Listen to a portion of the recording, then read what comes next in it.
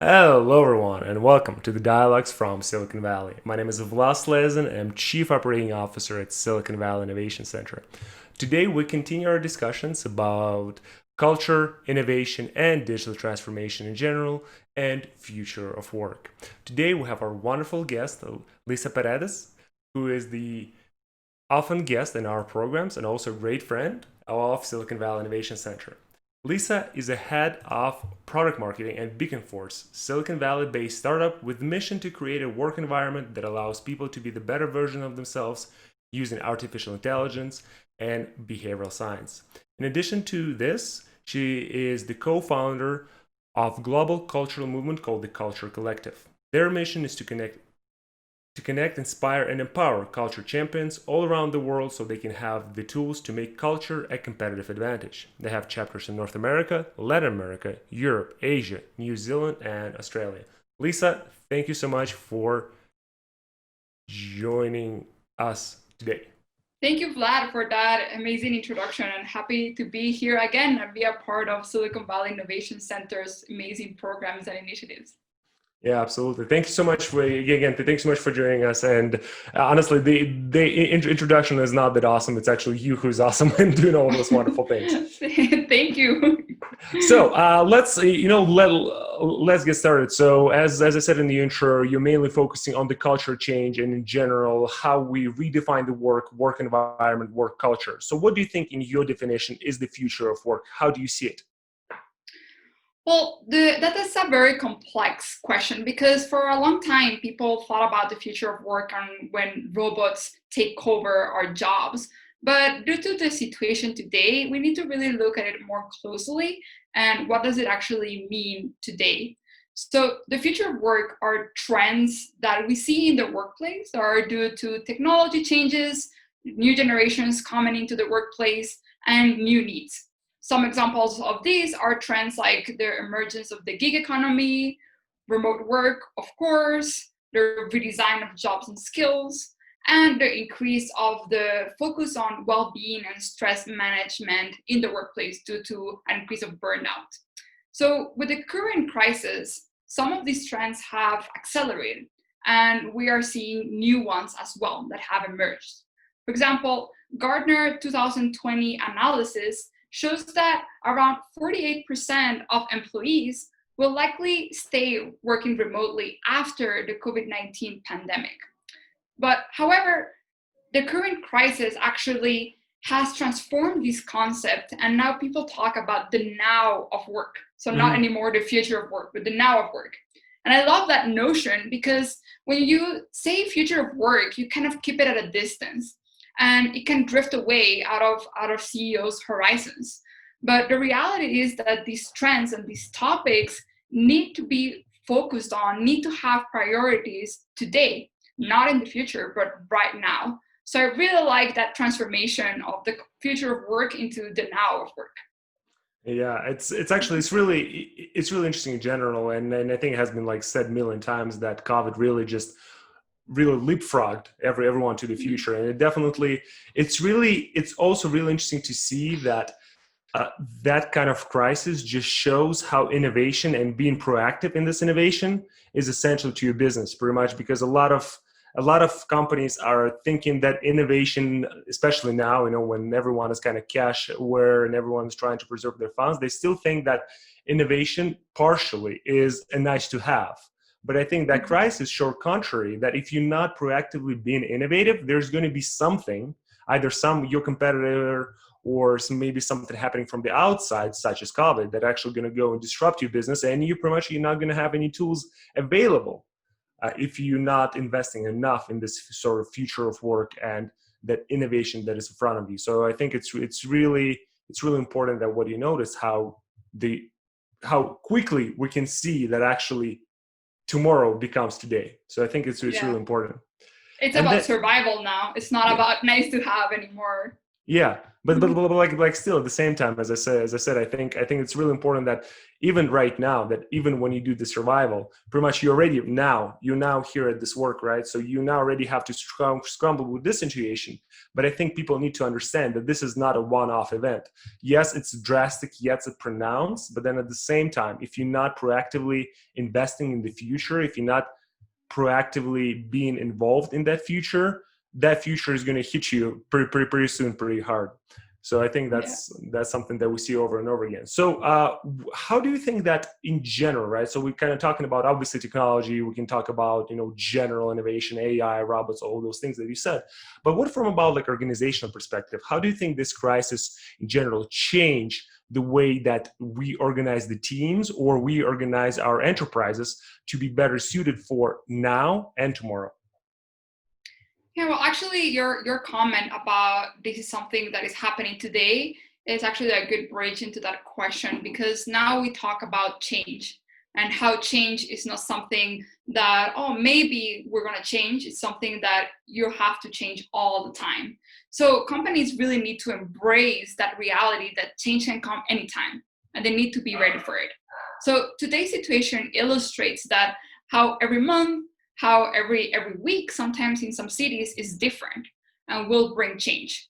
So to be able to move successfully through this, companies need to change multiple aspects of how they operate, from culture and expected behaviors to technologies and processes. So a great example of this is what we do at Beaconforce. So we're helping companies innovate the process that they have to collect and act on employees' data to match the current situation and the current need. So imagine if you had to make decisions on January's employee engagement survey results. And by the way, a lot of companies still do this, only one annual survey. So would you be able to make any good or relevant decisions based on January's results? Like, of course not. I don't even remember what I did in January. It feels like a lifetime ago. Of course, this is a unique situation. But at Beaconforce, we pulse employees every single day, because that way companies can have an ongoing and a continuous visibility on what their people levels of motivation are and what they need. So the process or the concept of having annual engagement surveys or even 2 times a year engagement surveys is a process that needs to die, and that the current situation just pointed that out, how we can innovate that process to be able to be more effective in our decision making and support our people the best way that we can. Yeah, I think it's a really interesting point that they're bringing up about the how we become data driven with pretty much everything. And I think again, this crisis and the media attention, to the daily numbers of the cases and the 7 weeks average really just shifts that sort of retroactive way of acting on the data to the proactive, more efficient, more real time, so to speak. And obviously managing your people is one of the things that has to be as real time as possible as well. So I totally agree with you on that. So on that note, what do you think is that if okay, so let's say we have collected the data, we already have some kind of the idea in head as managers, as leaders, on where our organization is going to go forward, how our workforce is going to go forward. But nevertheless, we still live a little bit off the uncertainty into our plans.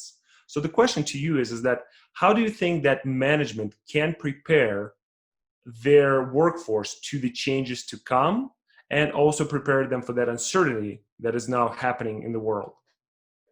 Yeah, that's a great question. And there's many things that they should do to prepare themselves. But if I need to think about it, the first thing that I would do probably is to create an intentional plan of communication. So this has two parts. At Beaconforce, we work with companies all around the world, and we measure their intrinsic motivation and their intrinsic motivation drivers. And so far, we always see that the pillar that is the lowest, always when we get in, is the clear goals pillar. And it's actually also the pillar that is the most impacted by the pandemic, because there's a lack of in-person interactions. This pillar reflects how employees feel their work contributes to the general vision of the company. It's the sense of purpose, the direction that allows them to feel engaged in what they're doing and to know where they need to go. The second part of this communication, intentional communication, is culture. So culture is your company identity. It can consist of people's behaviors in the company. So it's how they talk to each other, how they make decisions, what things they prioritize, and how they work. And culture exists no matter what. So it's crucial to make it an intentional strategy, especially if you want employees to have an internal compass or an internal guide while working remotely without anyone to turn to immediately and look for advice or answers. However, very few organizations understand the culture they have today. Only 10% of HRs that were surveyed by a Gartner research this year were confident that they and their fellow leaders and managers understood their organization day-to-day culture. Only 10%. So this creates a huge gap between the desired culture from leadership and the culture that is actually experienced by employees every day. This leads to problems in engagement, performance, trust, and other problems that kill a company that is trying to survive a pandemic. So therefore, this lack of alignment really just shows three main focuses. The first one is how companies measure and understand culture. The second one is how companies apply culture in their day-to-day work. And the third one, as you were mentioning, is how leaders can reinforce that culture, that intentional culture, through processes and systems at work. So culture is not anymore the values that we have in our lobby or in our website, but more what is the experience of people in the organizations, how they make decisions, what the things they prioritize, how they work, to be able to lead and get the desired results. Yeah, no, I think it's really interesting what you said is that pretty much in order to change something, you need to understand first what you have. And I think that this is one of the things that a lot of companies think they have, but that nevertheless, especially the more hierarchical the company is, the more disconnect there is from where the actually change needs to happen on that kind of like employee level to that C level. And in our work, in our consulting, in our advising work, that's actually a trend that we see over and over again, because you need to, like, if you want to transform your culture, if you want to transform your technology, if you want to transform the way you do business, you really need to understand how you do the business today. And that sometimes is a challenge for, especially for the bigger organization. But what you touched shortly about the intrinsic motivation, and what do you mean by that? How do you actually redefine the intrinsic motivation that goes from within? Is it money? Is it happiness? Is it recognition? What's in your opinion is that intrinsic motivation? Well, I'm glad you asked that question. And we talk a lot about intrinsic motivation and how intrinsic motivation is actually the most powerful type of motivation. So at Beaconforce, we like to explain it with a metaphor. So intrinsic motivation is like a plant. So when you're planting a seed, right, you're not doing something directly to the seed. You put it in soil, you make sure that it has enough water, enough sun, maybe fertilizer, and then that seed grows into a plant because of a well-designed environment. So intrinsic motivation is the same way. You need to have the right elements at work in your environment for it to flourish. And at Beaconforce, we have identified what those elements are. So intrinsic motivation is doing something because it naturally satisfies you personally, not because you have extrinsic rewards and punishments like bonuses or benefits or anything like that. It's more something like recognition, something that fulfills your aspirations and that you do because it's important to you. For example, a lot of people that work in startups, they get driven by intrinsic motivation because maybe startups are not the companies that pay the most and with the most stability, but it's something that satisfies that sense of purpose that you have. So intrinsic motivation is very powerful, but you have to really think about how you can make sure that the elements that are needed for it to exist are in your teams and in your company. And that's what we do at Beaconforce. We help companies make sure that they have those elements present.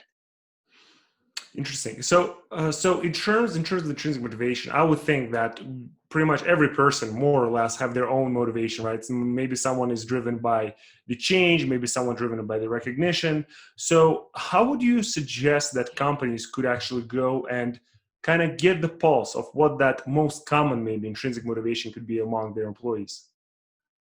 And actually that's super important because now you're getting to the point that every single individual is different. You can't generalize, like there's not like a management framework that works for everyone, and it would be great, right? But that's not how it works. Human beings are different and they have unique situations, and also they're different. The me of a week ago maybe want something else than what I want today. So that's why we go back to the importance of pulsing people continuously, because as human beings you're constantly evolving, you're constantly changing. So if you pulse people once a year, you will get a specific snapshot of that person, but you won't get that ongoing evolution and progress of that person's wants and needs at work. So again, I emphasize in use anything that you want. It doesn't have to be Beaconforce.